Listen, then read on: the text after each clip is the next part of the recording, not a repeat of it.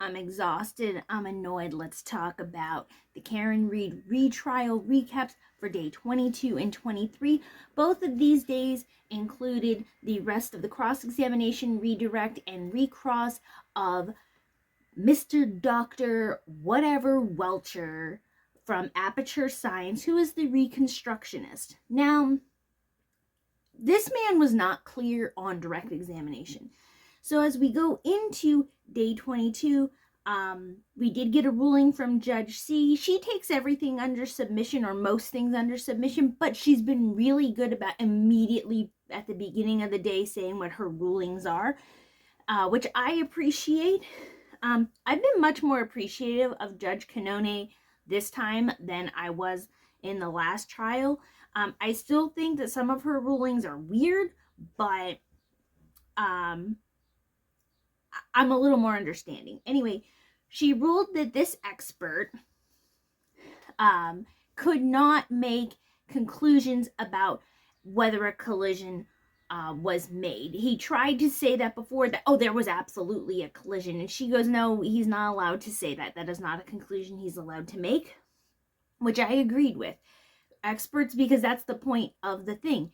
Did John O'Keefe get hit by a vehicle, and was the person responsible Karen Read? That's the main point of the trial. So this expert isn't allowed to say, oh, well, we all know that there was a collision. No, we don't. That's why we're here. And you weren't very helpful because you didn't reconstruct anything properly, in my humble, unexpert, unlegal opinion. And this guy, I'll tell you why I was so annoyed and frustrated watching him. He was obtuse, he was pompous, he was condescending, he was rude to the court. Listen, I have said that I do not like Judge Canone as like any other judge in any other trial that I've watched. Now, what is my opinion about a judge mean? Nothing to nobody, but that is what it is. However, if I were sitting in the witness stand, I'm going to show the court utmost respect because she's the one in the bench, and that's what you're supposed to do. She can put you in contempt. And I will say this, Judge Canone, when it matters to the jury, has a lot of patience, and she has really good communication with the jury. She apologizes for wasting their time when she knows that there is. She apologizes for sidebars. So to the jury, she's an excellent judge. She's a good jury judge. And listen, because he was just such an a-hole, whatever this guy says, I'm not adhering to it. I don't know how the jury's taking him, but whenever a witness is a jerk, no matter how true whatever they say might be, no matter how much data, science, whatever they have, I'm not going to pay much attention or give it the time of day like it deserves, probably, just because of how it's coming out of this person's mouth. If you're an a-hole, nobody cares what you have to say, no matter how right you might be. If you're a jerk, nobody likes you. It's just the way it is. We started out with him, like, the jerkness started early on. After the rulings were made, Mr. Alessi took the stand and said, good morning. He goes, good morning. We haven't been fully introduced. What's your full name? Like, he's clearly trying to get ahead. He's trying to gain control early on. And Mr. Alessi kind of just smirked and said, my name is Robert Alessi. And he goes, Robert Alessi. Like, and Brennan's been calling Alessi this whole trial. And I don't know if that's just like his accent or if he's just trying to subtly be a jerk too. I'm going with it's just his accent, and he honestly just doesn't recognize that he's doing it. But Alessi didn't seem bothered, and I was just sitting there going, get him, Alessi, do it. And he goes, very early in, just like he did with Shannon Burgess, Alessi asks him, truth and finding the truth is important in forensics and in your line of work, correct? And this man, Welcher, goes, well, truth is kind of, it's subjective. It depends on the testimony and other things and matters such as these.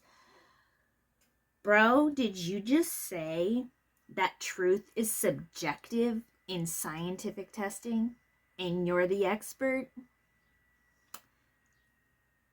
And then it went downhill from here, everybody. It went downhill. Every single question, very Jen McCabe vibes here. And what I mean by that is the man nitpicked every question. Like, what do you mean by that? It's like you were asked a general question. Well, what do you mean by that? Was there more to that report?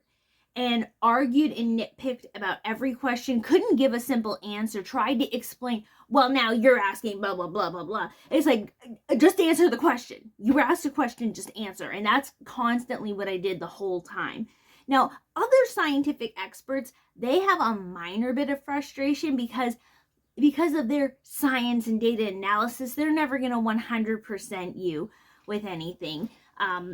Much like when we talked about the DNA people with John O'Keefe's pants, they were like, he's very likely the contributor and owner of the pants. We cannot rule him out at all. They don't say, oh, those are absolutely his pants. They go with the scientific way, which can be frustrating. It's like, bro, they're his pants. Just say they're his pants.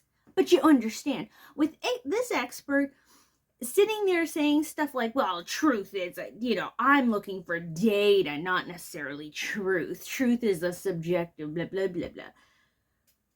Then he was asked about billing, about how much he was paid. And he goes, I don't know. I get paid a salary, and that's what I know. Oh, okay. Do you know what your salary would be for this? No, I'm not in charge of billing. Did you sign a contract about how much money you would get for this case? I'm not a lawyer. Do you or do you not know that you signed a contract with the Commonwealth about how much money you were getting paid? And it was just that the whole time. Then the judge had to admonish for the second time. He had to be admonished for looking through his reports. He had his laptop out in front of him, and he was constantly looking and scrolling through. And the judge had to tell him, you can't do that. You need to turn your computer off, because there's a process. There's a procedure. If an expert wants to check their report or refresh their recollection for exact data points, dates, etc., they have to ask permission first. You can't just go looking through stuff. It's considered very rude. And it's also because no one else can see those reports and stuff, yeah? So we want to make sure that they're not trying to phrase or have a chance to adjust how they're reporting their data. It's just supposed to be check date, look back up, say the stuff. That way you're not reading your reports. It is, if we recall from the Depp v. Heard trial, it is a memory test. And he had the nerve he looked at her like, telling me to turn off my computer? Yeah, bro, you're not special. And you know what? It happened again. Not even 4 questions later, and Alessi fully requested for the court to have his computer removed.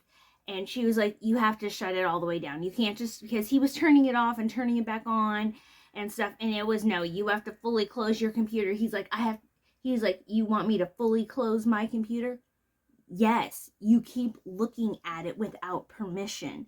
And she had to say that to him. And he's like, well, can't I just leave it on and ask for permission to look at it when I need to? And she said, please shut it down, close it all the way. Because he's shown that he won't do that. He doesn't adhere to that policy. So then we get into his testing. He was because we saw the pictures of him doing this. He had the paint on his arm to try to show that, yes, where the SUV would have been by John O'Keefe, because him and John O'Keefe are about the same height. That's where it would have hit on his arm. That's showing location is identical to the lacerations that were on John O'Keefe's arm. And as we said before, he didn't know anything else, and he didn't test anything else. And he says that they didn't know the exact position of John O'Keefe. And so Alessi said, well, what other, did you test yourself getting those lacerations in other positions? No, I didn't think to do that. You didn't think to do that? You're the reconstruction expert. And it was also mentioned that at the lawn of 34 Fairview, there is a berm or a curve that was raised 4 inches. So if John O'Keefe was standing on the berm, so Karen Reed parks next to the berm, next to the curve, or the curb, pardon me, and John O'Keefe gets out and he's on the lawn, he's going to be 4 inches above where the car was sitting.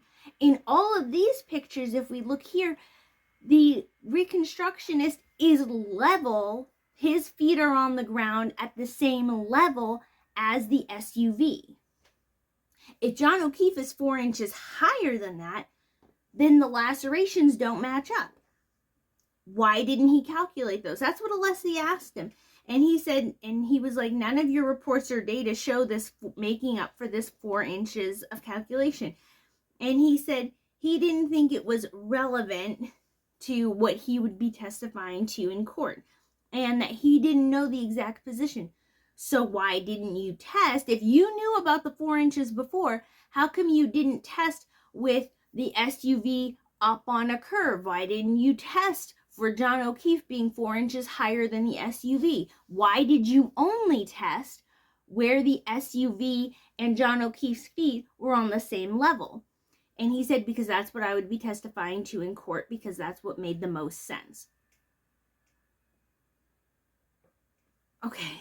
Then he mentions that when it's talked about the relevant testing, he said that the SUV could have been level with John O'Keefe if it was also up on the berm.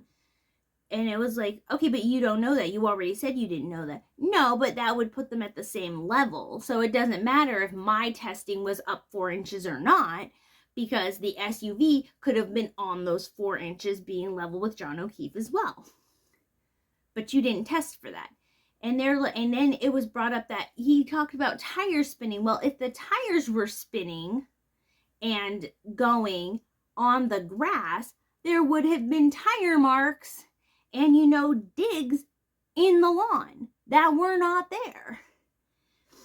And keeping in mind every photo from the scene, the morning of, and videos, not body cam, but a dash cam footage, and every witness, no picture has shown or talked about there being any tire marks of any kind on the lawn. So her vehicle was not on the lawn. Come on now. After lunch on day 22, the expert admitted that he didn't really do any G-force calculations or any force calculations of how hard a car would need to hit somebody to get certain injuries. You didn't do force calculations as an accident reconstructionist for a court trial? And so Alessi made him do them on the stand. And there was constant back and forth between them because the witness wasn't interested in answering questions. He was interested in trying to win a power struggle against Alessi. Alessi was there to ask questions and do his best to calmly deal with a difficult witness. And you know what? At the end of the day, all of their little physics arguments don't matter to anybody. It does, because it doesn't help anybody. How much force, blah, blah, blah, doesn't matter about, okay, well, what force is this in this car, this vehicle, blah, blah. It doesn't help us determine if Karen Reed hit John O'Keefe or not. Because they didn't relate it back to injuries, nor Alessi nor Welcher related it back. They were just arguing about numbers and about how calculations would be determined. And it got nowhere. And then yet again, we had another 4th admonishment by the court for checking his devices without permission. And he's like, well, he's asking me a question and I have to check my report for the answer. Then you need permission. He's testified in court before, according to him. I don't know how true that is. But he's testified in court before, according to him. And you're telling me that no other judge has requested respect of the court? Then this expert, he says that weather doesn't factor into driving conditions. Because when he was asked, well, there was light snow, the pavement was wet, it was late at night when things were happening, and because he claims that the car was going backwards at 24 miles an hour for 80 something feet, and that's how he was able to get sideswiped by Karen Reed's vehicle, leading to his injuries and lack of other injuries. Because if you're sideswiped by a car instead of head-on collision, you won't have the same bodily bruising and core, thigh area bruising, hits, etc.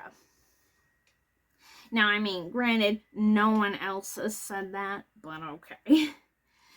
But he was sitting there going, and when he was asked about the driving condition, he goes, weather doesn't factor into it. You're an accident reconstructionist, and you're going to sit there and tell people on the stand that weather doesn't account for anything? And then he was asked, driving backwards at 24 miles an hour with possible wet pavement, and he interrupted Leslie and said, well, the weather doesn't matter, remember? And it's like, the weather doesn't matter to you, it matters to the jury. Leslie didn't say it like that, but that's my brain. And he goes, was it possible for her car to drive up on the lawn? And he goes, well, she didn't drive up on the lawn. Nobody else said she drove up on the lawn. You said she could have been on the lawn. And he goes, well, you're asking, and this expert, I'm going to keep saying that because Welcher has the audacity to say that when you're talking about possibilities to an engineer, it's possible. He's an expert on the stand who said it's possible for the SUV to have shot off into space. And Alessi just blinked at him like, it's possible for the SUV to have shot off into space?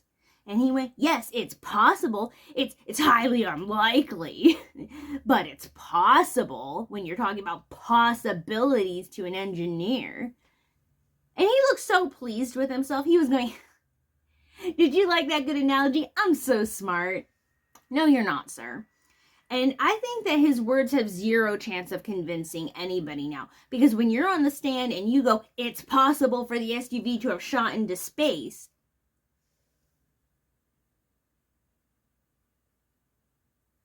who's going to take anything else you have to say seriously?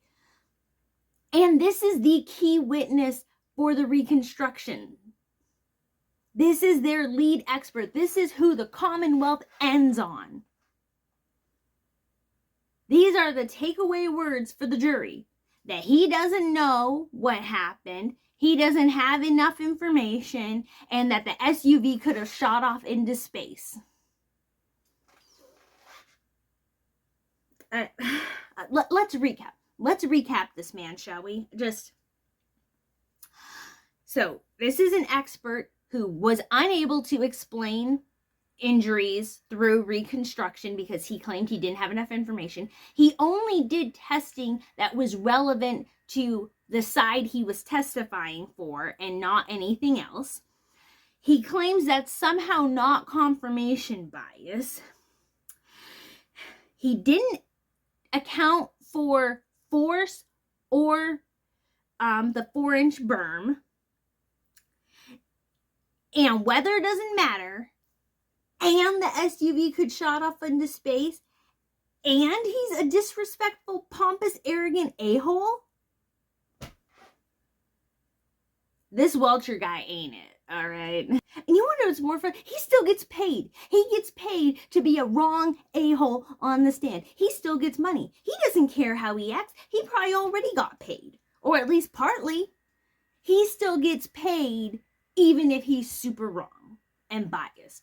So I'm like, okay, this loser Welcher, I have no respect for. Dr. Mister, I don't care. I have no respect for this man. And in my humble opinion, not so humble opinion, no respectable person should have respect for him either.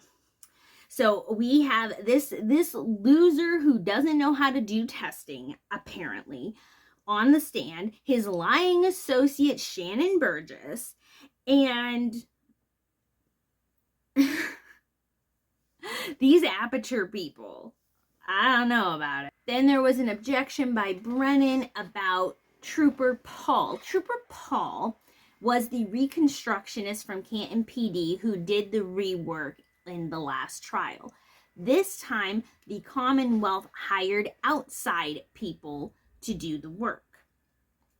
Now, this is surely to show that this wasn't an inside job, that the third party is more trustworthy. I don't know, shot off into space, trustworthy. And when Welcher was asked how much he relied on Trooper Paul's information for his own data and analysis and testing, he said he did not rely on it.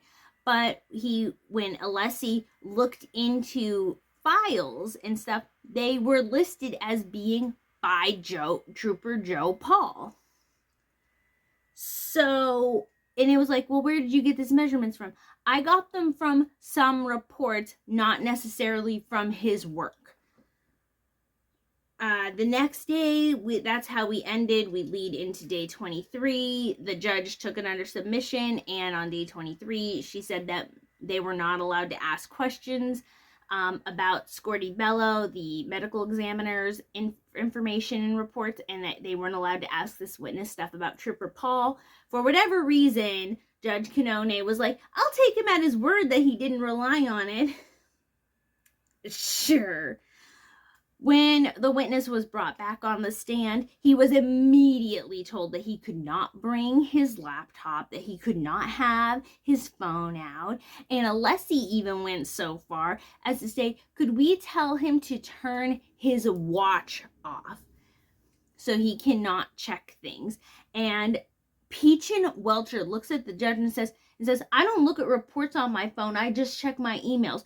And she goes, don't look at your phone, or we will have to have you shut it down and take it off. Because saying on the stand, oh yeah, well, I've been in the middle of this possible murder trial. I've been checking my emails. He readmitted that he had to make a lot of assumptions, again, due to other testing that he did, like for the videos and with the crash test dummy that he did. And he once again readmitted, which I think was strategic of the defense, to say that he only did testing that supported what he was going to be testifying to in court. He wasn't testifying full data reports. He was only testing for what he was expected to testify to in court. Let me readjust this, pardon me. And then he was asked, well, how, you said that the glass on the bumper is what caused some of the cuts. And he said, yes. He was like, because of the drinking glass that he had. That's what Welcher said on the stand. So then he went into asking, well, do you know if the glass or on the bumper and the glass that was found in the yard were the same? And he goes, I assumed they were the same. Did you read the reports from the trace analyst who went over that? And he goes, I did read those reports. They were inconclusive. Oh, sir, say less to say more.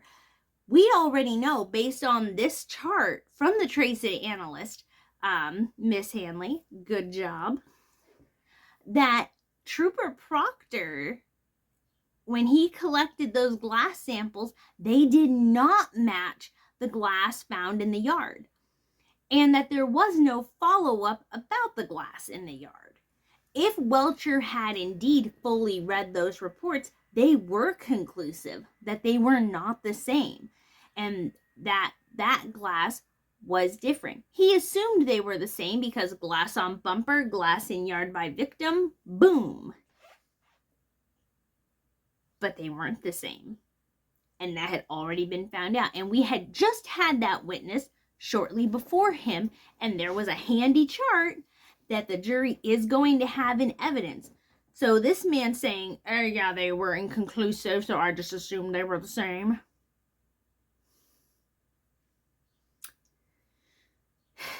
Okay. The Commonwealth rested its case. and the defense is going to start on day 24. Now, I will give this to Brennan. He said that it would take about 3 weeks, 23 days, and he ended exactly on day 23. So, I guess he really did account for like multiple day cross-examination. So I apologize for being wrong about that before, because I was thinking weeks in terms of consecutive weeks, but I was including weekends and stuff in my head, not work weeks. So it was 23 days. So good timing. I could never do timing like that. So good job, Mr. Brennan. Good on that. He's very good. He made a much better case this time than the Commonwealth did last time. I still think that they don't stand a chance, but I didn't think they stood a chance last time, and then we had a hung jury. So, yeah. And according to Karen Reed, as she was coming out, they're going to call Trooper Paul, the reconstructionist for last time. And when she was asked about Trooper Proctor, everyone wants to know about Proctor. That's everyone's bread and butter for this case. And she said TBD, like she did last time, to be determined. I think they're going to call him. We just don't know when. But that is where we are for this. I will see you all later.